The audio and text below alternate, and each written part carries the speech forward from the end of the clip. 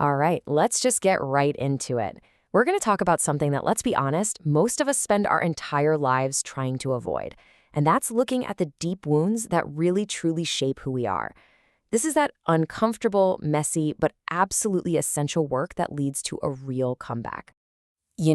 This is the thought that usually kicks the whole thing off, isn't it? It's that quiet but persistent whisper in the back of your mind, the one that knows the patterns you're stuck in, the pain you keep reliving. It knows it won't just magically disappear. This is that moment you realize avoidance isn't working anymore, not if you really want to change. So, first things first, let's start by actually identifying what we're dealing with here. What exactly are these wounds that we've all become so incredibly good at ignoring?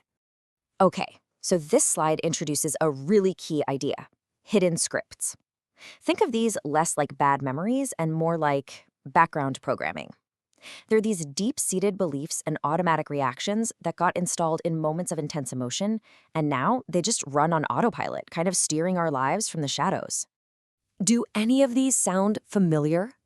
These are those foundational moments. The time a comment from a parent or a teacher made you decide it was just safer to be small and quiet, or that first real heartbreak that taught you to put up walls.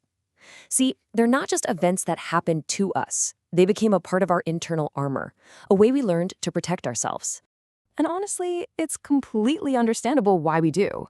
It's so much easier to distract ourselves, right? With work, with Netflix, even with so-called self-care like bubble baths and 5-minute meditation apps. We'll do pretty much anything to skim the surface, to just not touch the parts that truly deeply hurt. So let's get brutally honest about what this process actually looks and feels like. Because if you're expecting some peaceful, Instagram-worthy healing journey with sunsets and yoga poses, well, you're in for a bit of a surprise.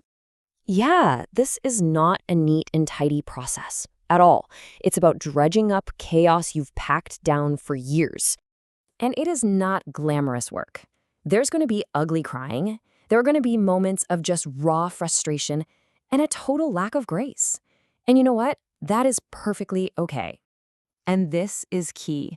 The goal here is not to feel comfortable. In fact, that discomfort, that's the signal that you're finally touching something real. That's exactly where the work happens. And that discomfort, it's going to show up in a lot of different forms. You will feel rage for how you were treated. You'll feel deep grief for the person you were or the love you lost. You'll cringe so hard at past versions of yourself. And yeah, you might even feel a flash of self-hate. This is not a sign you're failing. Believe it or not, it's a sign you're succeeding. Okay, so if it's that hard, where in the world do you even begin? Let's break it down into a concrete first step, a process you can actually use to start this work without feeling completely overwhelmed. This is so important. Just pick one memory. Don't try to solve your entire past in one sitting. The real magic here is in step 4. Feel it fully without fixing it. Your only job in that moment is to be a witness to your own pain. Not to analyze it, not to excuse it, and definitely not to immediately try and turn it into some positive life lesson. Just feel it. And that's the whole point right there. For years, these parts of you have been hidden, ignored, or dismissed. Healing begins the second you stop running and decide to actually honor their existence. You're basically turning to a younger part of yourself and saying, hey, I see you. I feel what you felt, and it was real.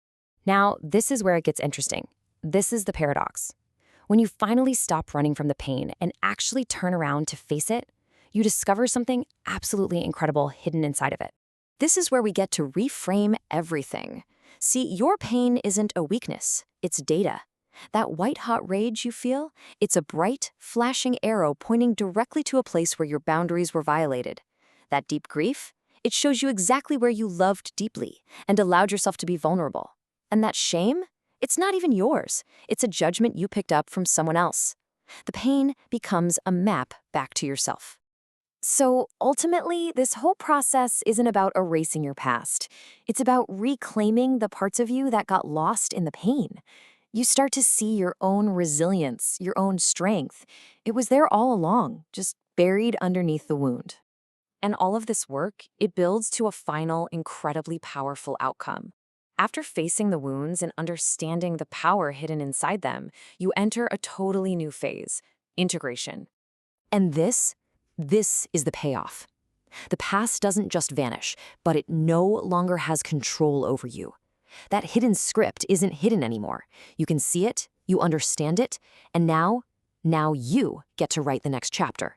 You decide what that story means. So, as we wrap this up, I want to leave you with a few questions. And be brutally honest with yourself here. What's the one thing that pops into your head that you always push away? The memory you immediately try to distract yourself from? And what if you were to just sit with that memory for just 60 seconds, no judgment? What's the first feeling that comes up? Is it anger, sadness, fear? Just name it.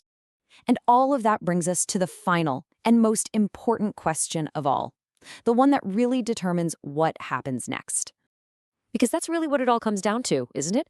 A choice. Are you willing to trade temporary comfort for lasting freedom? The answer to that question? That's the first step in the comeback you might not have seen coming, but that has been waiting for you all along.